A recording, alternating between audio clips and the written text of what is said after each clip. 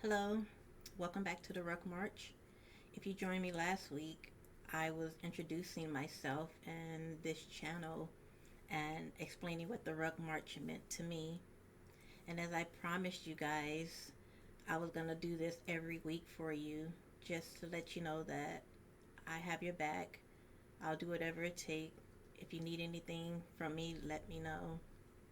But this week, I'm going to be talking about uh, how I noticed something was wrong with me, my change in me while I was in the military.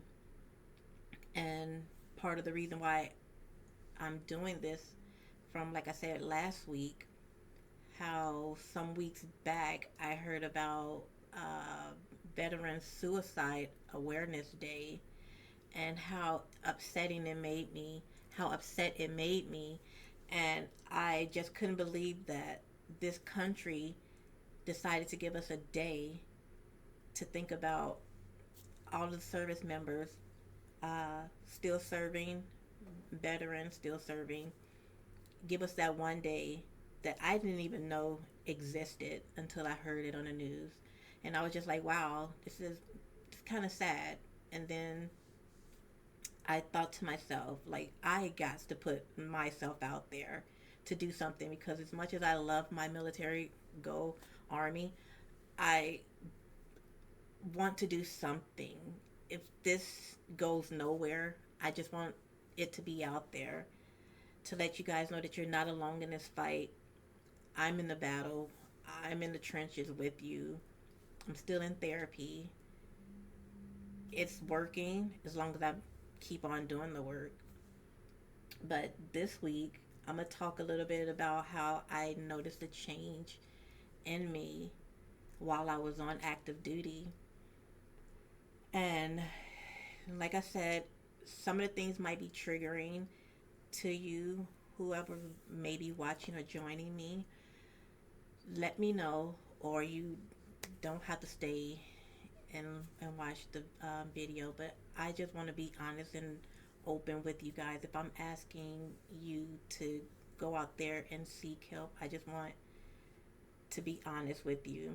But this is my story.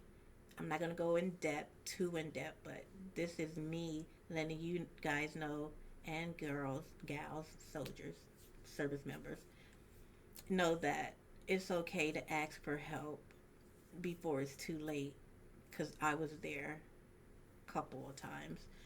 So, yeah, when I really noticed something was going on and how it started with me, I was at my duty station at 10th Mountain. I absolutely love that place. I love that place so much. Still love that duty station. Still love that location to this day. I got stationed there in 2008 and got there nothing out of the ordinary. Just getting ready to go to my unit, uh, see what's going on, do and processing and the whole shebang. What comes of going to a new duty station. And so when I got there, to my surprise, 10th Mountain was downrange in Iraq, and it didn't bother me. I didn't care.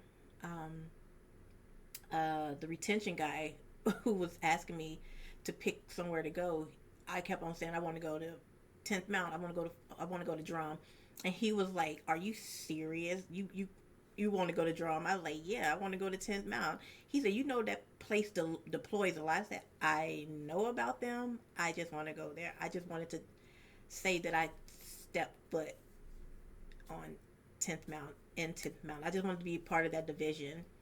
And so he was like, "Okay, well," and he sent me there. But yeah, I got there uh, January 2008. I got there, nothing out of the ordinary, just normal stuff, like I was saying. Uh, and yeah, like I said, I didn't know that they were downrange, so I had to start going through stick training, stick lanes, getting ready to uh, get caught up with the guys downrange. Uh, and yeah, I did that. And before I go that far, one of the things that I did when I got there, yeah, I looked around to see everybody that was there, people, and welcome me in and everything like that, and like they do everywhere I've been, the first thing they ask you, they don't normally ask you your name or rank or nothing like that. They're like, "Do you drink?" Wow. So yeah, that was, I remember that they asked me, and some of the soldiers that were there, they was like, "You drink?" And I was like, "Yeah, I drink."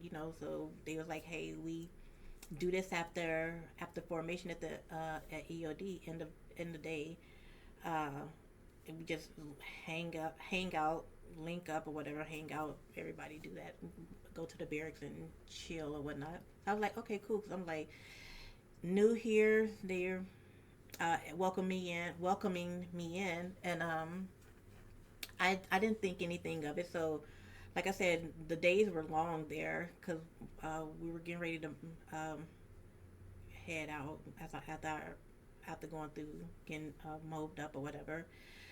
So as after we went through all those hard long days, yeah, we would go back to the barracks, kick it, drink, listen to music, just hang out, just hang out or whatever.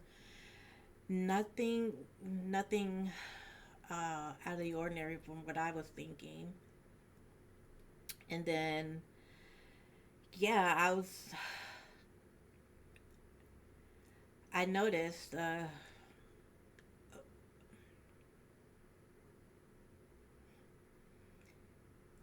little bit while I was hanging out.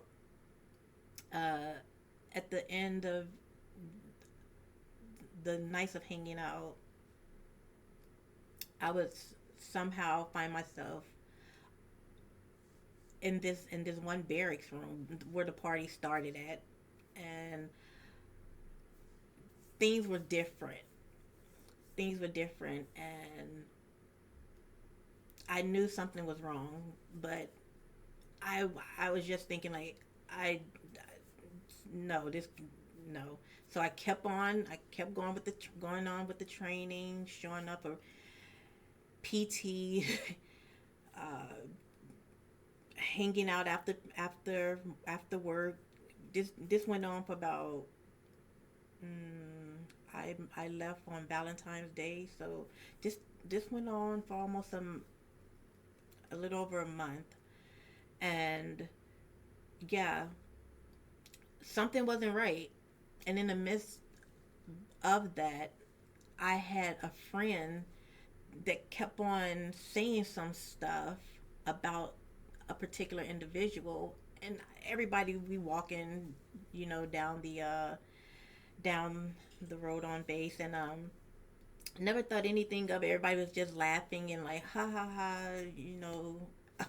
And I'm just like, the seriously, y'all, and we hang out with him like every night. We hanging out with this person, and you mean to tell me y'all know this? But I think she was saying it indirectly. She had to have been, because to this day I still think of that. And so yeah, I I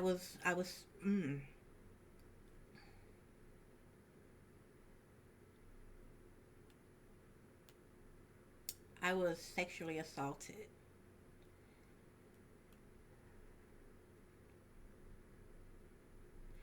And it took a while for me to tell this story.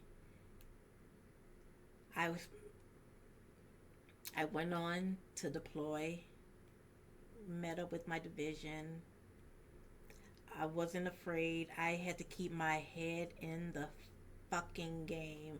There was no time to think about what I was thinking about. And when I got there, I felt so safe.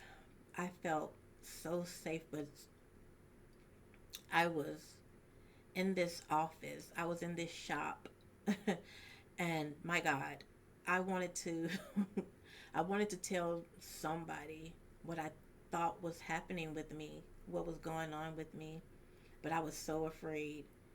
Like I didn't want to be that that soldier, that female soldier showing up to a new location, and especially in war, and telling my NCOIC that I think I was raped. So I just kept this shit. I bit the bullet, and I went about trying to stay alive. I did the job. I I I moved around normal, and I wanted to tell somebody so bad. So I was just I I would keep to myself, but I would want to hang out just so I could try to see if I could try to say something. I'm sorry if I get twisted up. Like I said, this is something difficult. It's okay. I'm at a I'm at a place right now where I'm okay with talking about it, but not too much. But I went on. I completed that tour. Um, ooh, that was hard. Got back. Uh, only person that I did tell, I feel like I'm moving too fast because I'm trying to get it out real fast. Because I treat you guys right now like therapy. It makes me feel good talking to you all who's ever tuning in and listening to my story. So I'll share it if it helps anybody, anybody that's battling with what I was going through. But I did tell one person there, and that was my ex-husband. I told him while when we was in Iraq, so I lied. I did tell him, and he was we were boyfriend and we were just it wasn't even supposed to be dating, but it whatever. We became really good friends, and then we linked back up after we got stateside again, and we started dating. Whatever. Yeah, my ex husband, my son's father. Um, yeah, and when we got back in Garrison, who we were sitting in the food court at the PX, and we were sitting down, we were eating, and then we see some of the people of the group walk past, and I told him I just got so scared. I told him I said that there goes some of the guys that was hanging out with us right there, and he was like, "Where?" He and then I just grabbed him. I was just like, "No, no, please, please don't don't do anything." He wanted to confront them for me, and I didn't want nobody getting in trouble because of something that I did or something because of me, basically. And after that, I've been pushing it down because life just kept on going, kept on going, and I didn't have time to dwell on it. I just didn't, and I just went about my mission, kept on moving, doing my job, and then I started feeling different because I was isolating myself. I was losing friends because they were constantly asking me to come out, hang out with them. They would call, they would text, they would just come over, and I'm just like, no, I don't want to do anything. And I was just like, I kept on blowing off anything that had to do with anybody because for some reason I just wanted to be by myself because those um, images, those thoughts, those parties just kept on coming up, and I didn't know how to deal with it. Only thing I knew to do was to drink a little more and hang out with my ex husband. We would just the two of us would just hang out, and then I was just suppressing it, and I just couldn't take it anymore. So much stuff had transpired with with that, and I noticed the change in them. I had to seek help. I was I felt like I was like too far gone because didn't I didn't know what the process was, what the procedure was. I didn't I was just new to this whole thing because in all of my military experience career, I've never dealt with anything like that, and it was hard for me. So yeah, he knew, my ex knew before anything, and he had my back. He proved to me that he had my back in that. And when I went to behavior health, it it it just felt so surreal and even more painful because I'm trying to explain to them what little information I could remember, and on top of that, that I was being drugged, being drugged, and me trying to put these pieces of this puzzle together in my mind and trying to give it to them. It was like talking to a sketch artist. Just whatever I can remember, just like sh- sh- they were just jotting it down, and like, here, is this what you, is this the person? And session by session, more was starting to come out. I was able to reveal a little bit more, remember a little bit more. And my God, it was hard. It's still hard. And I just couldn't take it anymore. So yeah, I left for drum in 2011, and got to Fort Seal. Pretty awesome duty station. Also, I like that place. Got there, uh, got separated from my husband. We went through our thing, and so now I'm with my baby, uh, and oh, it was an emotional roller coaster. So on top of me telling him, he was my security blanket. He was the only one that knew what was going on inside of me aside from the therapist.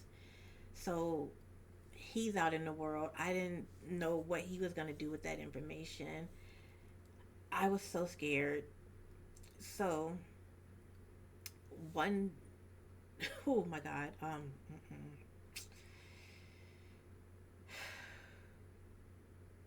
that was the 2011 was the first time I ever tried to commit suicide. Yeah, I sent my baby to school, well, to daycare, and I told, I'm going on about my morning, my PT. I told my NCOIC at the time that I don't feel right. I don't feel right. It was raining. I was like, boss, I don't feel right. Like, he's like, what's wrong? I was like, I don't know. I just start crying. I said, I don't feel like myself. I'm hurting. Like, he like, you want to talk to the chaplain? I was like, please. I asked him, could I talk to the chaplain? So he said, I'll have you talk to the chaplain. I'll let you go talk to the chaplain after PT. You need to finish PT. I was like, okay. And I just cried even more, and I just tried to go back on this run. And so he stopped me. He said, you can go home. He said, go home and just calm down for a little bit, and then when you come back to work, I'll walk you over to the chaplain. I said, okay. But I already knew in my head that I was ready to, I was ready, I was done. I just wanted to say fuck it. I couldn't deal with anything else that I was dealing with. So yeah, I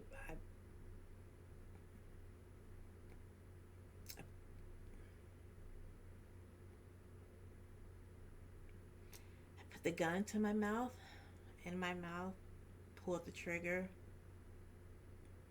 by the grace of God, the firing pan it didn't go off.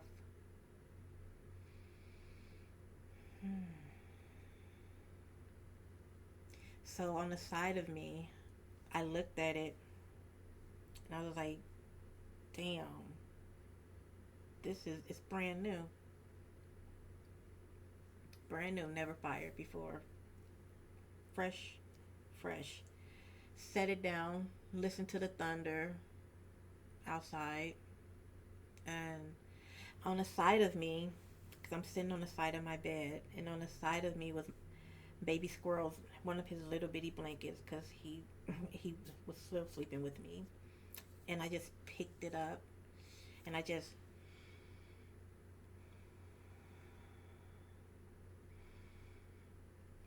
smelled his blanket,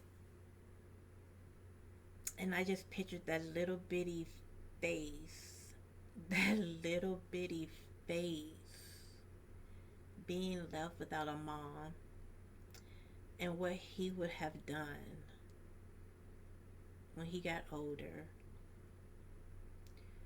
So that was the first time I ever thought about ending my life.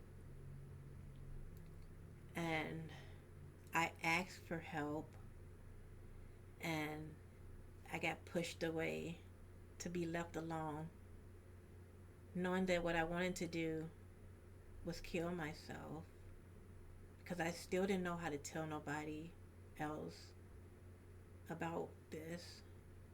I I had ended a relationship with the only person that I did tell, and I was afraid that he would tell other people, and I just felt that everybody could see what I was going through. Everybody could see the trauma, the hurt. It just felt like I just felt see through. I still feel that way to this day. Um, with this depression, I'm gonna wrap it up here. 'Cause there's a lot to talk about with that subject, but I don't want to go too in depth, even more in depth. But with that depression, I lost a lot of friends because my anxiety is through the roof. Uh, Paranoid, way too finicky. I don't like going outside like I used to. Uh, I'm getting back into the groove of things. I have a dear friend, my best friend in the whole world. She's awesome. That was a friendship that I had to save before I lost any more friends. I had to savage that friendship with her. But I'll talk a little bit more about her and other topics as I continue showing up for you guys. And like I said, some of the stuff that I'm going to talk about is graphic. I swear a lot. I apologize. It's, it's just learned language. And I'm just going to keep on showing up. And I just want you to know you're not alone. I know I keep on saying that, but I can't say it enough. I'm not scared to share my story anymore. I'm not I'm not scared about who knows. I'm not scared, but what I'm scared for about myself is losing any more friends. I don't want to be alone in this world. I don't. And the friends that I do have, they're sacred to me. Just like I want to treat you guys, whoever's joining me, who's ever tuned in, whoever listened, just want to say from the bottom of my heart, thank you. And I promise you, next week, I'll keep going. I'm going to keep on showing up until however long I need to be, and keep on talking to you about me. Because, like I said, you guys are therapeutic to me. Just after 1 week, I look forward to coming here doing this story. I don't want to call it a story. Doing this session with you guys, whoever's listening. It's a highlight of my Monday. I can promise you that, and my hand to the good Lord, I pray for you all every single day. I talk to God about you all every day. Silent prayers. I I love you guys. My blood, it it bleeds green, camo, black and blue for my law enforcement.